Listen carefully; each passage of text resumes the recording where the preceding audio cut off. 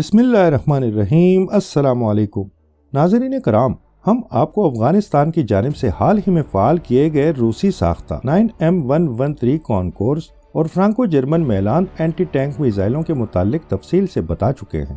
आज हम आपको अफगान तालिबान फोर्सेस के असलाह खाने में मौजूद 3 मजीद एंटी टैंक गाइडेड मिसाइलों के बारे में बताने जा रहे हैं, जो तालिबान के पास माकूल तादाद में मौजूद हैं, लेकिन सरतोड़ कोशिशों के बावजूद वो उन्हें फ़ाल नहीं कर पाए हैं। इनमें सेकंड जनरेशन का रूसी साख्ता 9K111 फेगोट और 2 जदीद तरीन अमरीकी साख्ता ATGM FGM-148 जेवलिन और BGM-71 टो शामिल हैं। अमरीकी और नेटो अफवाज के इनखला के बाद अरबों डॉलर का जो असला तालिबान के हाथ आया था, उनमें ये मिसाइल भी शामिल थे। अमरीकी अफवाज न सिर्फ खुद इन एंटी टैंक मिसाइलों को अफगानिस्तान में इस्तेमाल कर रही थी, बल्कि बड़ी तादाद में ये अफगान नेशनल आर्मी को भी फराहम किए गए थे और अफगान नेशनल आर्मी के अहलकारों को उनके इस्तेमाल की खुसूसी तरबियत भी फराहम की थी।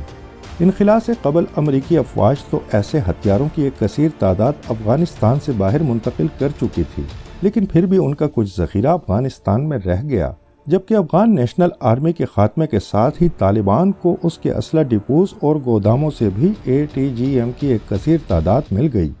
अब सूरत हाल ये है कि अफगान तालिबान फोर्सेस के पास ये टैंक शिकन मिसाइल तो मौजूद हैं, लेकिन वो उन्हें फ़ाल करने से कासिर हैं। इससे कबल कि इन मिसाइलों के अदम इस्तेमाल की वजूहात पर रोशनी डाली जाए, पहले देखते हैं कि इनकी खुसूसियात क्या हैं और एक्टिवेट होने पर ये किस कदर मुहलिक साबित हो सकते हैं। तो चलिए आगाज़ फेगोट मिसाइल से करते हैं। रूसी साख्ता 9K111 फेगोट, जिसका नेटो नाम AT4 स्पेगोट है, एक वायर गाइडेड टैंक शिकन मिसाइल है। ये कॉनकोर्स की तरह 9P135 लॉन्चर से ही फायर किया जाता है। सेकंड जनरेशन के इस एंटी टैंक गाइडेड मिसाइल की लंबाई 1.1 मीटर और कुतर 120 मिलीमीटर यानी 4.7 इंच है। ये 80 मीटर फी सेकंड की रफ्तार से लॉन्चर से निकलता है और बतदरीज हवा में 186 मीटर फी सेकंड की रफ्तार पकड़ते हुए अपने हदफ पर जा लगता है। इसकी मुअस्सर रेंज 70 मीटर से लेकर 2500 मीटर यानी 2.5 किलोमीटर तक है। अगला मिसाइल अमरीकी साख्ता FGM-148 जेवलिन है। ये एक जदीद तरीन man portable anti tank system है, जिसे कंधे पर रखकर फायर करने के साथ साथ ज़मीनी लॉन्चर और आर्मर्ड गाड़ी से भी दागा जा सकता है।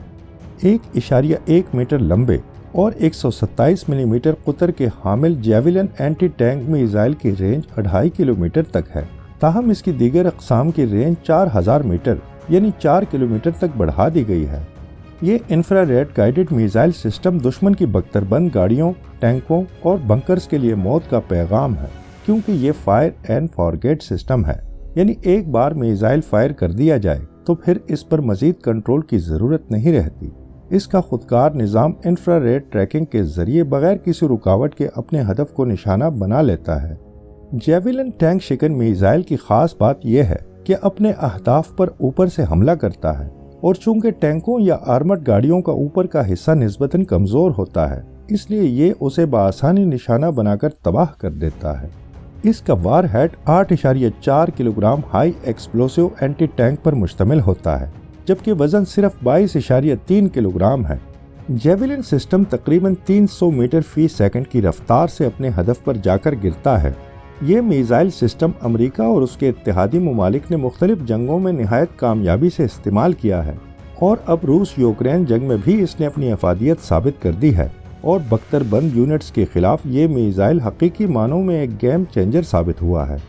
इसके बाद BGM-71 टो anti tank guided missile system है। TOW यानी टो का मतलब है tube launched optically tracked wire guided. इस मोहलिक मिसाइल को मुख्तलिफ प्लेटफॉर्म से लॉन्च किया जा सकता है, जिनमें आर्मर्ड गाड़ी, हेलीकॉप्टर्स और ज़मीनी लॉन्चर्स शामिल हैं। टो एंटी टैंक मिसाइल की रफ्तार 320 से लेकर 500 मीटर फी सेकंड है और ये अपने मुख्तलिफ वर्जन्स के हिसाब से 3000 से लेकर 3750 मीटर यानी 3.25 किलोमीटर तक मार करता है, जबकि इसके मजीद तरक्की याफ्ता वर्जन 5 से लेकर 6 किलोमीटर तक मार करते हैं। इसका वायर गाइडेड सिस्टम ऑपरेटर को मिसाइल की समत को खुद से कंट्रोल करने की इजाज़त देता है, जिससे तवील फासले तक भी ये इंतहाई दुरुस्त निशाना लगा सकता है تاہم امریکہ نے جدید دور کے تقاضوں کو مد نظر رکھتے ہوئے اسے صرف وائر گائیڈڈ میزائل نہیں رہنے دیا، بلکہ M41 سیبر جیسے جدید سسٹم یا improve target acquisition system ITAS سے مربوط کر کے مزید مہلک بنا دیا ہے۔ یہ command and control system two کے تمام پلیٹ فارمز کو وسیع پیمانے پر نگرانی اور ہدف کو زیادہ بہتر طریقے سے ہٹ کرنے کی صلاحیت فراہم کرتا ہے۔ اس سسٹم کے ذریعے سیٹلائٹ امیجری سے لے کر ڈرون کی نگرانی تک تمام معلومات ٹو میزائل سسٹم سے لنک ہو جاتی ہیں۔ آپریٹرز کو اسکرین پر جنگی میدان کا ایک واضح منظر ملتا ہے اور وہ مشکل سے مشکل ٹارگٹ کو بھی بآسانی نشانہ بنا لیتے ہیں۔ BGM-71 ٹو کے بھی کئی جدید ورژن سامنے آ چکے ہیں اور اس کا ڈوئل وار ہیڈ جو بیک وقت ہائی ایکسپلوسیو اینٹی ٹینک اور ہائی ایکسپلوسیو اینڈ پینیٹریشن پر مشتمل ہوتا ہے، ٹینکوں یا بختربند گاڑیوں کے اوپر اور نیچے سے حملہ کر کے ان کے بھاری آرمر کو پگھلا کر تباہ کرنے کی صلاحیت رکھتا ہے۔ اب سوال یہ ہے کہ جب یہ تینوں anti tank guided missile Taliban forces کے اسلحہ خانے میں موجود ہیں تو طالبان انہیں منظر عام پر کیوں نہیں لا رہے ہیں؟ اور جس طرح انہوں نے 9M113 کانکورس اور میلان اینٹی ٹینک میزائل کو فعال کر دیا تھا، اس طرح انہیں فعال کیوں نہیں کرتے؟ تو اس کی مختلف وجوہات ہیں۔ بات روسی ساختہ 9K111 فیگوٹ سے شروع کی جائے تو یہ ایک پیچیدہ سسٹم ہے جسے چلانے کے لیے مخصوص تربیت کی ضرورت ہوتی ہے۔ میزائل فائر کرنے والے آپریٹر کو اس کے گائیڈنس سسٹم اور لانچر کی مکمل سمجھ ہونی چاہیے، کیونکہ آپریٹر کو پورے وقت کے دوران اس میزائل کو ہدف کی طرف ٹریک کرنا ہوتا ہے۔ ہو سکتا ہے طالبان کے پاس اس میزائل کو چلانے کے لیے ماہر اور تربیت یافتہ اہلکاروں کی کمی ہو۔ فیگوٹ کی ایک بڑی تکنیکی پیچیدگی یہ ہے کہ میزائل کے لیے خصوصی لانچر درکار ہوتا ہے جس کا گائیڈنس سسٹم کے ساتھ ہم آہنگ ہونا ضروری ہے۔ اس کے علاوہ لانچر کے ساتھ خصوصی حفاظتی پروٹوکول اور بیٹری کی ضرورت بھی ہوتی ہے۔ اگر طالبان کے پاس ان لانچروں کی کمی ہو تب بھی اس میزائل کا فعال ہونا مشکل ہے۔ جہاں تک BGM-71 ٹو اور FGM-148 جیولن کا تعلق ہے تو ان کو فعال کرنے میں بھی طالبان کو کافی دشواریوں کا سامنا ہے۔ یہ دونوں فائر اینڈ فارگیٹ سسٹمز ہیں اور ان امریکی میزائلوں کو چلانے کے لیے بہت سے لوازمات کی ضرورت ہے۔ مثال کے طور پر جیولن کو استعمال کرنے کے لیے تھرمل امیجنگ سسٹم کی ضرورت ہوتی ہے جو کہ دشمن کے اہداف کو رات کے وقت یا کم روشنی میں بھی نشانہ بنانے میں مدد فراہم کرتا ہے۔ ان دونوں میزائلوں میں سمارٹ گائیڈنس سسٹمز استعمال ہوتے ہیں جو ایک خاص طریقے سے ہدف کو ٹریک کرتے ہیں۔ یہ گائیڈنس سسٹم جدید سیٹلائٹ نیویگیشن اور سینسر ٹیکنالوجی پر مبنی ہے، جبکہ ایک چیلنج یہ بھی ہے کہ ان میزائلوں کے استعمال کے لیے درکار لاجسٹک سپورٹ بھی ضروری ہے۔ انہیں فعال رکھنے کے لیے گائیڈنس سسٹمز کے علاوہ مخصوص لانچرز، بیٹریاں اور دیگر آلات کی بھی ضرورت ہوتی ہے۔ اگر طالبان کے پاس یہ سہولیات موجود نہیں ہیں تو پھر یہ اینٹی ٹینک میزائل سسٹمز ان کے لیے بیکار ہیں۔